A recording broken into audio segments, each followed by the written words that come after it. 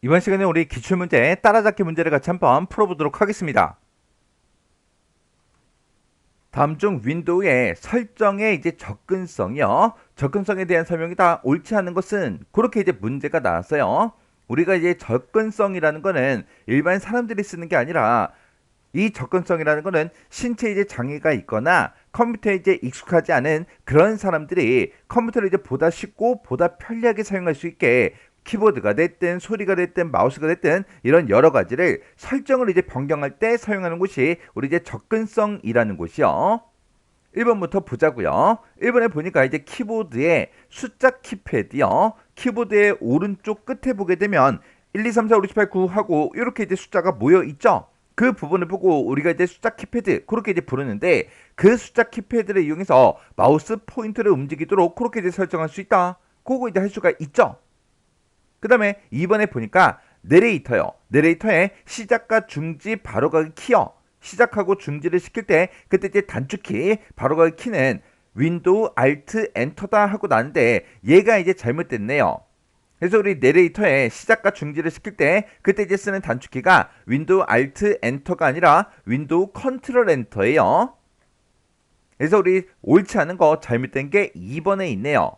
그 다음에 이제 3번에 보니까 로그인 후에 윈도우를 이제 켜서 이제 로그인을 했대요. 로그인 후에 돋보기가 자동으로 이제 실행이 되도록 그렇게 이제 설정할 수 있다. 이런 것도 이제 할 수가 있고요. 그 다음에 4번에 보면 텍스트의 크기가 됐든 아니면 마우스 포인터의 크기, 색깔 그런 것들을 이제 변경할 수 있다. 그런 것도 이제 할 수가 있습니다.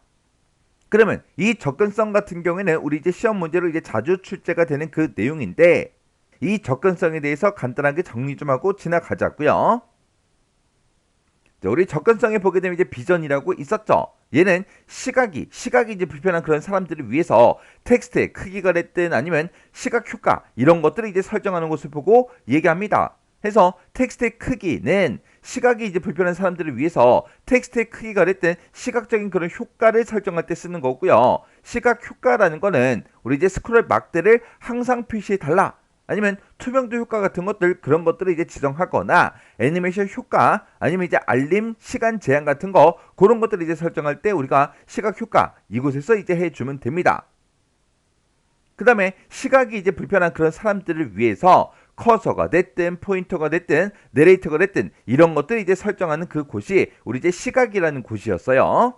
그래서 마우스 포인터 및 터치라는 게 있었는데 여기서는 마우스 포인터의 크기가 됐든 색깔이 됐든 그런 것들을 이제 변경할 수 있었고 그리고 텍스트 커서라는 거요. 이곳에서는 우리 이제 텍스트 커서 그 표시기요. 그 표시기라는 거를 사용할래 말래 그 여부도 지정할 수 있었고 그때 이 텍스트 커서의 두께가 됐든 깜빡임의 속도 그런 것도 우리가 변경을 이제 시킬 수가 있었어요. 그 다음에 이제 돋보기라는 거요. 그 다음에 이제 우리 돋보기라는 거요. 돋보기라는 거는 화면 전체가 됐든 아니면 내가 특정 영역, 원하는 그 영역을 확대할 수 있게 그렇게 할 때 우리가 설정하는 게 우리 이제 돋보기죠.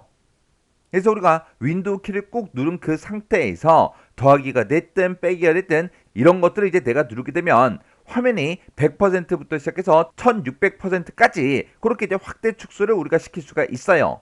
또 우리가 이제 화면을 이제 확대 축소할 때 윈도우 더하기 빼기 얘가 아니라 또 다른 방법이 또 있었죠. 그거는 우리가 이제 컨트롤하고 알트를 이제 꾹 누른 그 상태에서 우리가 이제 마우스에 보게 되면 마우스 휠이 있죠. 얘를 이제 돌리면 이제 확대 축소가 된다고요. 그리고 이제 윈도우 로그인 전후에 자동으로 돋보기가 이제 시작되도록 그렇게도 이제 설정을 할 수가 있었습니다. 이런 이제 돋보기를 내가 이제 껐다 켰다 할 때 그때 이제 쓰는 단축키는 우리 이제 윈도우 키랑 더하기를 누르면 이제 돋보기가 켜지고요. 돋보기를 내가 끄겠다. 그랬을 때는 윈도우랑 ESC를 눌러주면 돼요. 그래서 아까 우리 문제 로그인 후에 돋보기가 자동으로 이제 실행되도록 설정할 수 있다라고 그렇게 이제 나왔었어요.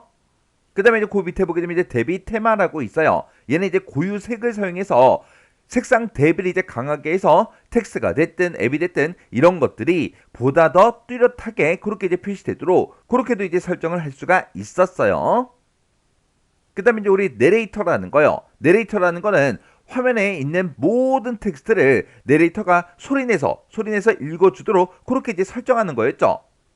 그래서 얘는 시각이 이제 불편한 그런 사람들을 위해서 화면에 있는 모든 텍스트를 전부 다 이제 소리내서 읽어주는 게 우리 내레이터요.